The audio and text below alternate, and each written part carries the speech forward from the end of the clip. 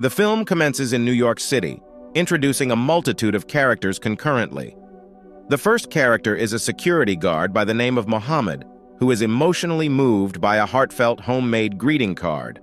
Another key figure is the charismatic comedian George, who is preparing for an upcoming event while effortlessly refining his jokes. Following George is a poised television reporter named Maureen and her fiancé Don, who are currently enjoying private moments in their opulent mansion.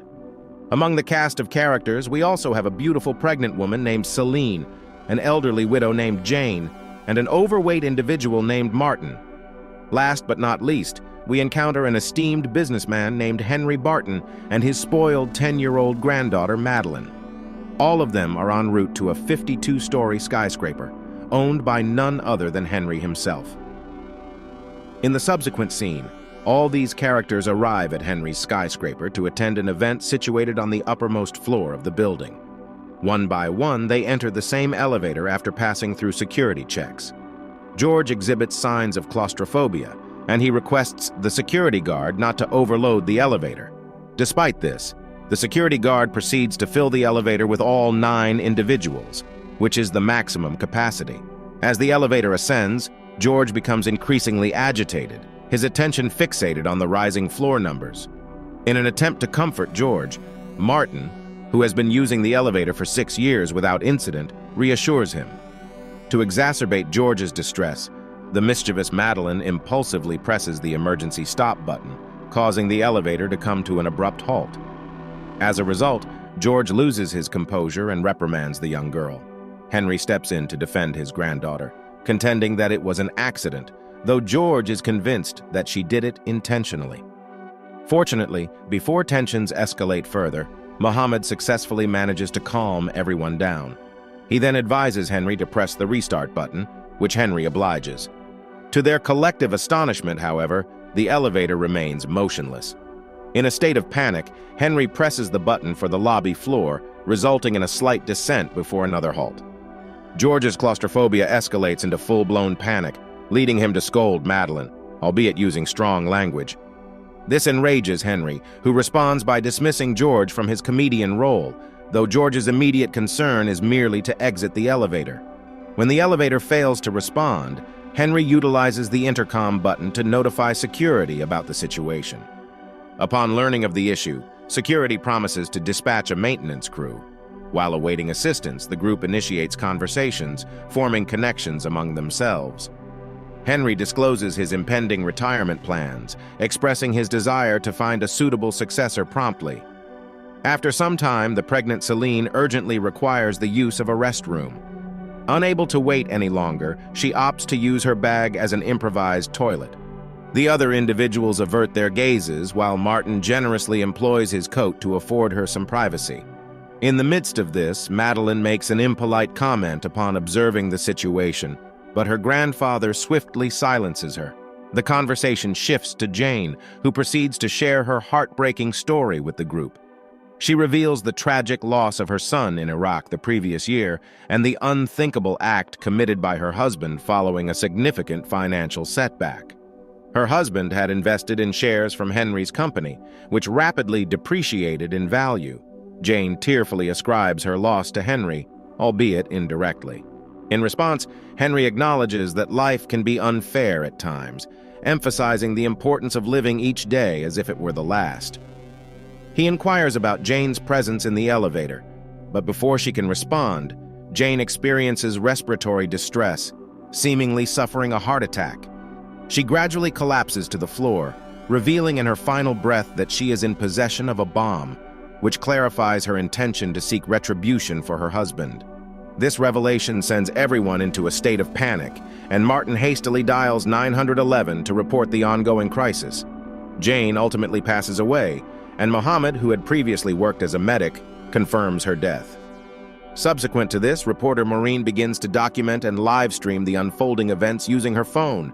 Henry once again attempts to contact security through the elevator's communication system, but he is met with impatience. Meanwhile, the trapped individuals engage in a heated debate about who should step forward to inspect Jane's body for the presence of a bomb. After deliberating, Celine volunteers for the task. Initially, she cautiously examines Jane's bag, but discovers only a wallet, eliciting a collective sigh of relief. However, they find a news clipping from Jane's purse that details her husband's tragic death. Celine then proceeds to examine Jane's body, and this time, she discovers something within her stomach. Upon unfastening her clothing, she unveils the bomb securely fastened around her waist with a bike lock. This revelation instills fear in everyone, momentarily silencing the group. In the meantime, the reporter, Maureen, who has been documenting the situation, transfers the footage to her television station. After an extended period without any assistance, the trapped group attempts to find an alternative means of escape from the elevator. Don takes the initiative by ascending to the ceiling and attempting to break through a panel in search of an escape hatch. Unfortunately, he discovers only the lights in the ceiling, bringing disappointment to their efforts. Following these failed attempts, Celine lights a cigarette in an effort to calm her nerves, but Don discourages her from smoking, citing potential harm to her unborn child. In response, Celine reacts with a surge of anger, questioning whether Don is now attempting to be a responsible father. This outburst captures Maureen's attention, and she suspects that her fiancé had an affair with Celine. When she confronts Don about it, he hesitantly confirms that he and Celine indeed had an affair in the past. He also acknowledges the possibility of being the father of Celine's unborn child, leaving Maureen in a state of emotional turmoil. In the outside world, the video footage recorded by Maureen becomes breaking news nationwide. The bomb maker, responsible for crafting the explosive device for Jane, witnesses the broadcast and appears visibly worried and guilt-ridden. Meanwhile, the trapped group forcibly opens the elevator door to explore any potential escape route. Upon doing so, they spot a small opening above them, and Don attempts to climb out. His efforts prove futile as the opening is too small. He resorts to using Jane's cane to extend his reach towards the elevator button outside. Just as he is about to reach the button, Madeline rapidly presses multiple buttons on the control panel from inside, inadvertently causing the elevator's brakes to disengage, sending it plummeting several floors. The violent descent results in Don losing his arm, and the cabin is engulfed in darkness. Once power is restored, a gruesome sight becomes evident. Don has lost his arm, and Henry has suffered a deep wound to his forehead. Muhammad acts swiftly, using a necktie as a makeshift tourniquet to stem the blood loss from Don's severed arm. Elsewhere, the bomb's creator grapples with guilt for endangering the lives of the 8 people. Consequently, he contacts media reporters to confess his wrongdoing. When questioned by the press, he reveals his motivations for creating the bomb for Jane, including a deep personal connection, as her deceased son was a close friend of his. He explains that he felt indebted to their family and discloses that the bomb contains highly lethal explosive components, estimating it is set to detonate within the next 10 minutes. The trapped group watches this confession on Martin's mobile phone, causing them to lose hope of survival. George suggests opening the door one more time, considering the possibility that the recent movement of the elevator may have created an opening behind it. The group supports his idea, and, with united effort, they manage to pry the door open. To their dismay, they discover no pathway beyond the door. Undeterred, George contemplates opening the elevator once more, hoping there may be enough space to dispose of the bomb down the shaft, averting potential catastrophe.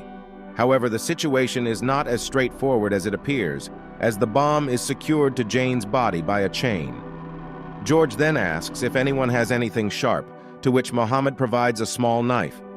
Given that the metal chain cannot be cut, the group considers dismembering Jane's body to separate her from the bomb as a last resort. With unanimous agreement, they prepare to carry out this grim task. However, when the moment comes to act, George finds himself unable to summon the courage for such a gruesome undertaking. Witnessing his hesitation, Henry steps forward, taking on the responsibility due to his past experience in animal butchery. After taking a deep breath, he begins the dissection of Jane's body. As Henry proceeds, he reaches her abdominal region but requires assistance in removing her organs. Muhammad and George assist with this grisly operation. When they are still unable to cut through her spine, they opt to snap it. The group divides their efforts and twists the body, pulling from opposite ends. In the midst of this, George perceives Henry as responsible for the situation and demands that he commit to providing $1 million to each survivor if they escape. Surprisingly, Henry agrees to George's terms. At that moment, a security guard communicates through the intercom, delivering long-awaited news that the rescue and bomb squads have finally arrived. He assures the group that the team will extract them shortly. Within moments, the rescue team lowers the elevator and opens the door, creating a narrow passage for the trapped group to exit. They begin pulling each person out one by one.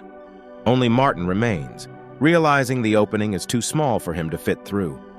Desperate to save Martin, George urgently orders the rescue team to lower the elevator to another floor. Regrettably, they close the elevator door, leaving Martin trapped inside with Jane's lifeless body. Overwhelmed with despair, Martin weeps uncontrollably, knowing his imminent fate.